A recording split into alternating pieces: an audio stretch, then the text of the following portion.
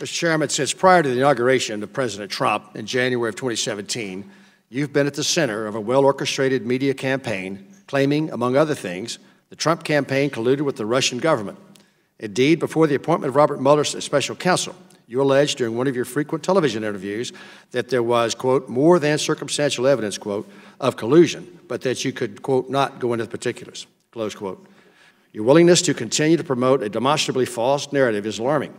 The findings of the special counsel conclusively refute your past and present assertions and have exposed you as having abused your position to knowingly promote false information, having damaged the integrity of this committee and undermined the faith in the United States government and its institutions. Your actions, both past and present, are incompatible with your duty as chairman of this committee, which alone in the House of Representatives has the obligation and authority to provide effective oversight of the U.S. intelligence community. As such, we have no faith in your ability to discharge your duties in a manner consistent with your constitutional responsibility and urge your immediate resignation as chairman of the committee. Mr. Chairman, this letter is signed by all 9 members of the Republican side of the House, of the committee, and I ask unanimous consent to be entered into the record of today's hearing. My colleagues may think it's okay that the Russians offered dirt on a Democratic candidate for president as part of what was described as the Russian government's effort to help the Trump campaign. You might think that's okay. My colleagues might think it's okay that when that was offered to the son of the president, who had a pivotal role in the campaign, that the president's son did not call the FBI. He did not adamantly refuse that foreign help.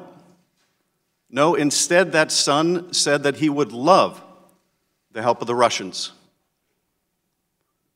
You might think it's okay that he took that meeting. You might think it's okay that Paul Manafort, the campaign chair, someone with great experience in running campaigns, also took that meeting. You might think it's okay that the president's son-in-law also took that meeting. You might think it's okay that they concealed it from the public. You might think it's okay that their only disappointment after that meeting was that the dirt they received on Hillary Clinton wasn't better. You might think that's okay. I think it's immoral. I think it's unethical. I think it's unpatriotic. And yes, I think it's corrupt and evidence of collusion. I don't think it's okay that his attorney lied to our committee.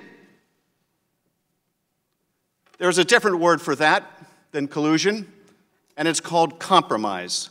And that is the subject of our hearing today. Mr. Ambassador, you are recognized for your opening statement. I will not yield. Mr. Ambassador, you gentlemen, yield because you just made some things about all of us that I think we all should get the opportunity to respond to. If you're going to say we think, you ought to allow us to speak of what we think. You can use your 5 minutes to speak. You attacked me in your opening statement, and I've responded. I have not had an opportunity to respond at all, especially to your statements of what we think, because no one over here thinks that. No one over here. I mean, you cannot speak for us. You cannot speak for us. Ms. Attorney.